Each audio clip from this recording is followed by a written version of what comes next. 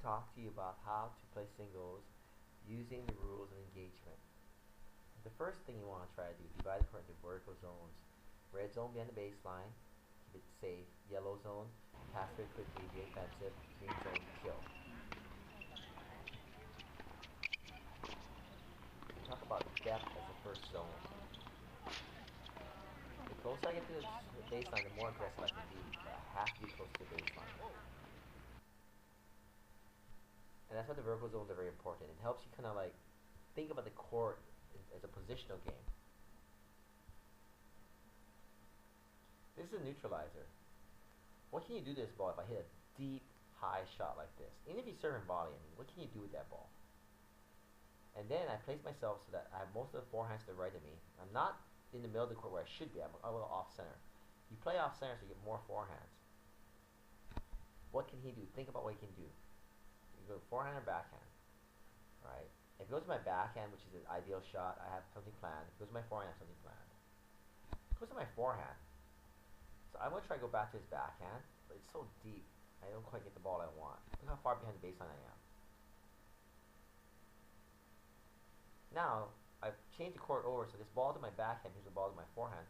I hear it hits the ball early to steal time. Try to drop the ball to get the level of the ball lower than it is. Total fail. It's too short. This allows him to hit massive spin at me. And look how far behind the baseline I am. And look at the height of the ball. This is not a situation I want to be in. He's keeping the ball too deep on me. I'm going to lose if we play like this. He's going to draw the errors. So now we try to play the backhand side of the court. That's all four.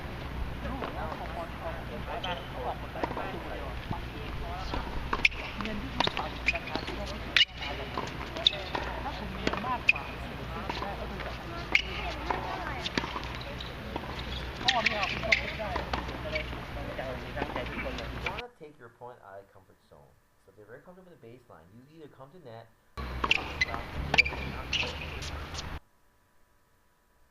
he's playing the backhand, so I'm trying to play his backhand. It's a short forehand. I should have drove it and hit it, but he threw me a little bit off. But if you're going to go to the forehand, as long as you don't get the ball in the middle of the court, the red zone, you're okay. You can go to the backhand, which is the ideal, the green zone. And yellow zone is better than a middle shot. You don't want to be playing the middle of the court. So we break the court into thirds now. Red zone in the middle, yellow on the forehand side, green on the backhand side. Get used to playing the position of the court. You make me take a couple steps to my forehand. That's a tough shot. And so I just unload down the line. And I realize I hit really well and he's staying really far behind the baseline, so I come in. I'm taking him out of his comfort zone. A forehand to the backhand is an excellent approach, so I'm going to take advantage of the shot, come into net. The key is watch how much I close in here. And the key is also positioning. Hits the ball low. I'm kind of screwed. Do the best job I can, but I hit low back. Keep the ball in front of me. I have position. I'm way in the box. I have the ball. I'm still saying the same parameters I thought about before. I'm playing his backhand. I'm trying to play the court. Trying to keep the ball in play, right?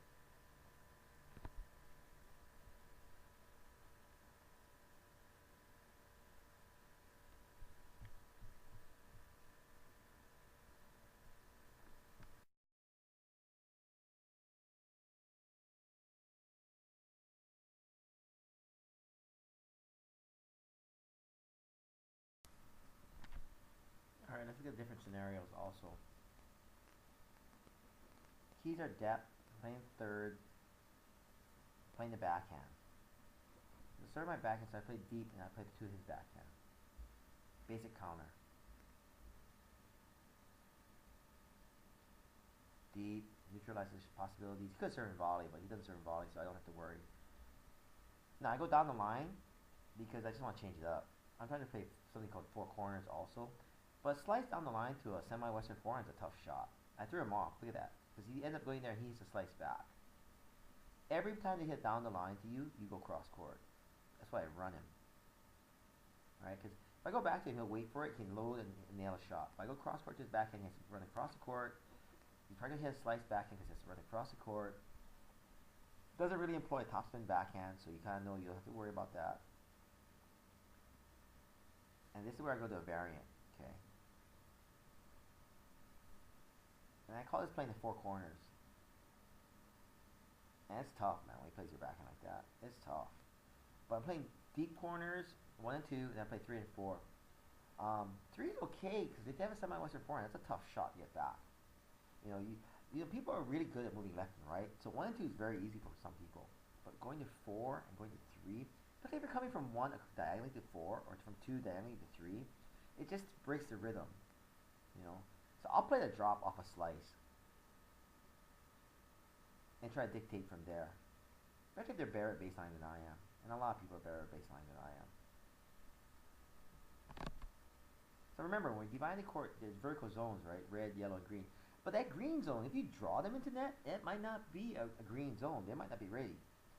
And then you expect the forehands, right? When you put them in the middle of the court deep, what are you going to do? Divide the court so you get more forehands. And that's a big key, man. I divide the court so I get more forehands. I do a lot more with my forehand than with my backhand. Okay. Well, let's take a look at another example.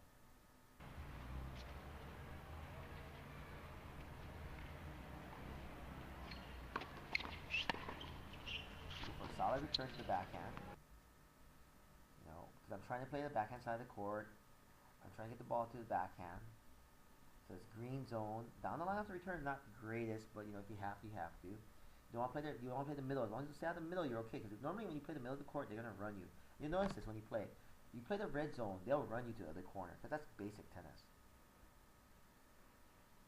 And even here, what does he do when I hit the shot down the line?